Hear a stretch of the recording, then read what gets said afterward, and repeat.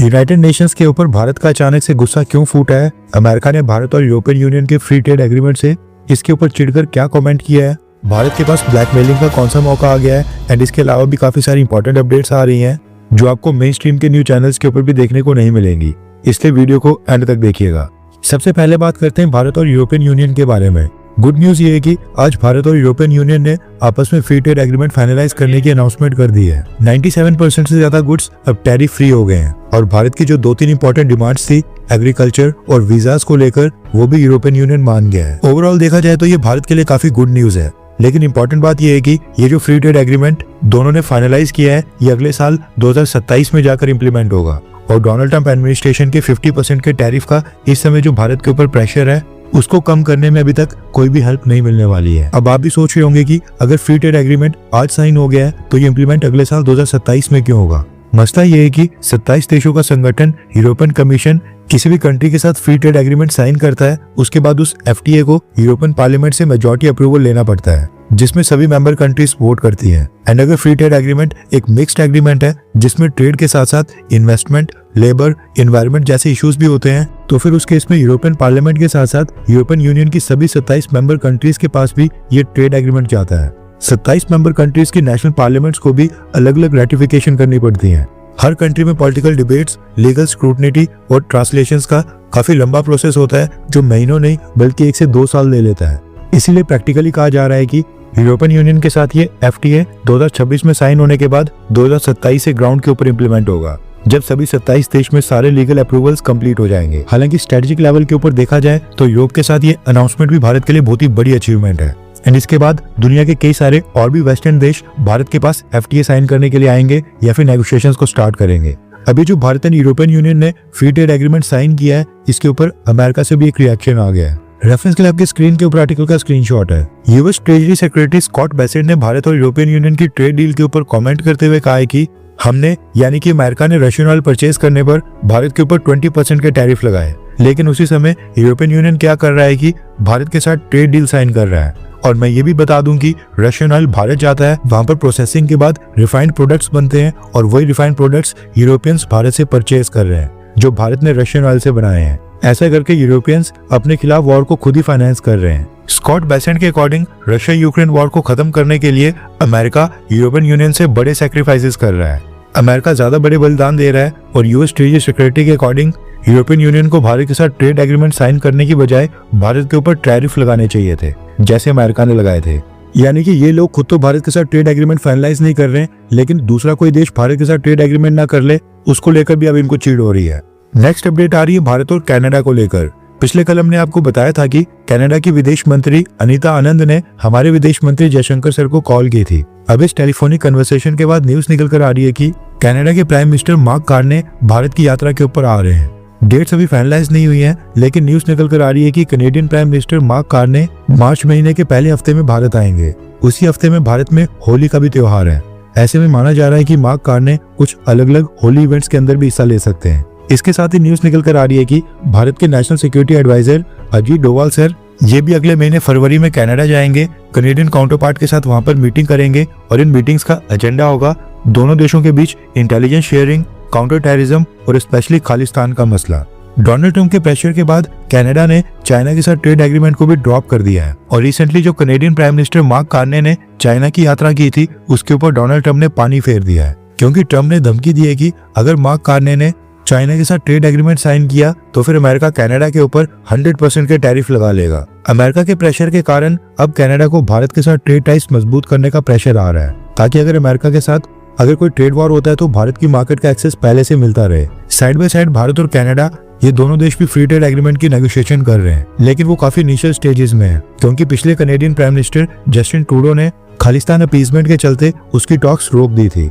भारत के लिए good news ये है कि 1 by 1 सभी वेस्टर्न कंट्रीज अब ट्रेड और बिजनेस के लिए भारत के ऊपर डिपेंडेंट हो रही हैं। एक न्यूट्रल और भरोसेमंद पार्टनर के रूप में भारत एक बेस्ट ऑप्शन निकल कर आ रहा है। कनाडा के साथ भी इस अपॉर्चुनिटी का फायदा ये उठा सकते हैं कि हम कनाडा को खालिस्तान वाले मसले के ऊपर साइडलाइन कर सकते हैं और भारत विरोधी खालिस्तानी प्रोपेगेंडा को कनाडा के अंदर क्रैकडाउन करने की मांग कर सकते हैं। नेक्स्ट अपडेट आ रही है भारत और यूनाइटेड नेशंस यानी कि संयुक्त राष्ट्र को लेकर। दरअसल भारत ने अब सीधा यूनाइटेड नेशंस की क्रेडिबिलिटी के ऊपर ही सवाल खड़े करते हुए एक बहुत ही स्ट्रॉन्ग लैंग्वेज में यूनाइटेड नेशंस की आलोचना कर दी है, जो हम आमतौर के ऊपर काफी कम देखने को मिलता है। रेफरेंस के लिए आपकी स्क्रीन के ऊपर आर्टिकल का स्क्रीनशॉट है। भारत के यूनाइटेड नेशंस में परमानेंट रिप्रेजेंटेटिव एम्बेसडर पी हरी सर ने यूनाइटेड नेशंस को टारगेट करते हुए कहा कि आज की डेट में लोग यूनाइटेड नेशंस को ऐसी ऑर्गेनाइजेशन मानते ही नहीं है जो ग्लोबल लेवल के ऊपर इंटरनेशनल पीस और सिक्योरिटी को सुनिश्चित कर पाए। इसकी वजह से अब प्लूरिलेटरल फ्रेमवर्क्स की ओर मूव किया जा रहा है, यानी कि यूनाइटेड नेशंस की तर्ज के ऊपर अब नए नए ग्रुप्स बनाए जा रहे हैं, क्योंकि यूनाइटेड नेशंस के ऊपर से भरोसा उठ गया है। इंडियन परमानेंट रिप्रेजेंटेटिव ने यहाँ पर नाम नहीं लिया, लेकिन यहाँ पर इनका इशारा था बोर्ड ऑफ पीस की तरफ। इसके आगे इंडियन परमानेंट रिप्रेजेंटेटिव ने कहा कि आज की डेट में यूनाइटेड नेशन जो चैलेंजेस और चुनौतियां फेस कर रहा है वो बजटरी रेलम नहीं है, उससे कोसों दूर है।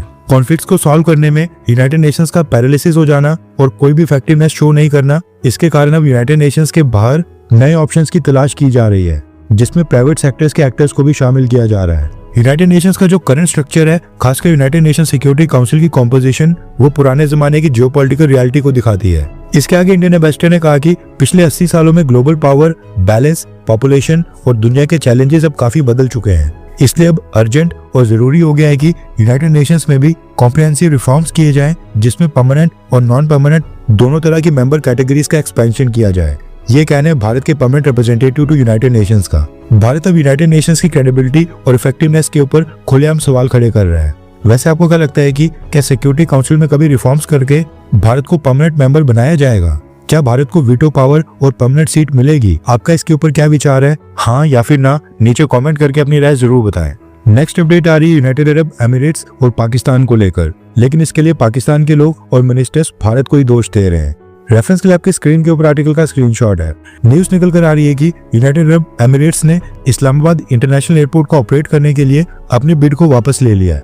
पिछले साल अगस्त 2025 से यूएई और पाकिस्तान के बीच नेगोशिएशंस चल रही थी, लेकिन अब ये टॉक्स यूएई ने अचानक से रोक दिए हैं। पाकिस्तान के न्यूज चैनल्स इसमें भारत के इन्वॉल्वमेंट का आरोप लगा रहे हैं। रिसेंटली यूएई के प्रेसिडेंट मोहम्मद बिन जायद अल नाह्यान भारत की विजिट के ऊपर आए थे। प्रधानमंत्री मोदी उनको रिसीव करने एयरपोर्ट पर भी गए थे। उसी के बाद यूएई ने पाकिस्तान के इस्लामाबाद एयरपोर्ट डील से दूरी बना ली है, ऐसा आरोप है पाकिस्तान का।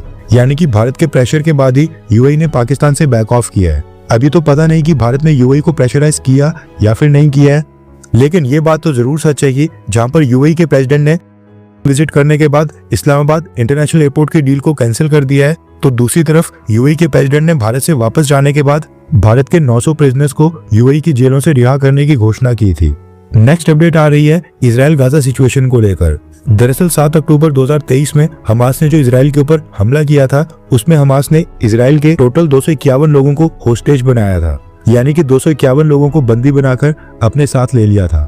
इसमें से कुछ लोगों को जिंदा वापस लाया गया था और कुछ की बॉडीज रिट्रीव की गई थी। और अब न्यूज निकल कर आ रही है कि इजराइल ने होस्टेज नंबर 251 की बॉडी को गाजा से रिट्रीव कर लिया है, यानी कि जो लास्ट होस्टेज बचा था उसको भी इजराइल ने वापस ला लिया है। हमास ने बताया है कि वो इजराइल के साथ पीस एग्रीमेंट के लिए पूरी तरह से कमिटेड है। उसी के चलते उन्होंने लास्ट होस्टेज के रिमेन्स की लोकेशन खुद ही इजराइल को बताई थी। रैन गिलवी नाम के ये जो होस्टेज नंबर 251 थे, ये पुलिस ऑफिसर थे। 7 अक्टूबर को ये लीव के ऊपर थे, क्योंकि कुछ दिन के बाद इनकी शोल्डर की सर्जरी होनी थी। लेकिन जब इन्होंने सुना कि हमास ने हमला कर दिया है, तो इन्होंने अपनी गन उठाई और मोटरसाइकिल के ऊपर हमले वाली जगह पर पहुंच गए और हमास के आतंकियों के साथ बहादुरी से लड़े। इनकी उम्र मात्र 24 साल की थी। अब ये लास्ट बॉडी रिट्रीव करने के साथ ही गाजा पीस प्लान का सेकंड फेज स्टार्ट होने वाला है। लेकिन अब हमें वेट एंड वॉच करना होगा कि इजराइल क्या करता है, क्योंकि इजराइल ने अपने सभी होस्टेजेस वापस ले लिए हैं। अब इजराइल हमास और गाजा के ऊपर पीस एग्रीमेंट के ऊपर टिके रहता है या फिर नहीं, ये देखना भी काफी इंटरेस्टिंग होगा। हर 24 घंटे के अंदर जियोपॉलिटिक्स में बड़े फेरबदलाव और उलटफेर हो रहे हैं और भारत के लिए नए चैलेंजेस आ रहे हैं। कोई देश अपने फैसले से पलट रहा है तो कोई देश ब्लैकमेलिंग के ऊपर उतर आया है। सभी देश एक दूसरे को नीचे लगाने की कोशिश कर रहे हैं। इन सब के बीच हमारा भारत किसी भी देश से पीछे न रह जाए, इसके लिए मोदी सरकार लगातार कोशिशें कर रही है। एंड भारत की foreign policy, defence news, economy और ग्लोबल अफेयर्स का सही एनालिसिस हमारे चैनल इंडियन अफेयर्स का मिशन है और ये मिशन आपके सपोर्ट के बिना अधूरा है। इंडियन अफेयर्स हिंदी के ऊपर हम सभी फैक्ट्स और डेटा बिल्कुल सरल भाषा में एनालाइज करते हैं, बिना किसी एजेंडा के। अगर आप चाहते हैं कि इंडियन अफेयर्स का सही और ऑथेंटिक एनालिसिस आप तक लगातार पहुंचे, तो इस वीडियो को लाइक करें और हमारे चैनल इंडियन अफेयर्स को सब्सक्राइब करके बेल नोटिफिकेशन ऑन करना मत भूलिए। आपका एक लाइक हमारे चैनल को ग्रो करने में काफी मदद करेगा और एक सब्सक्राइब ये सुनिश्चित करेगा कि आप किसी भी इंपॉर्टेंट अपडेट को मिस ना करें। अगर आपने हमारे चैनल को पहले से सब्सक्राइब किया है तो दिल से धन्यवाद। जय हिंद, वंदे मातरम।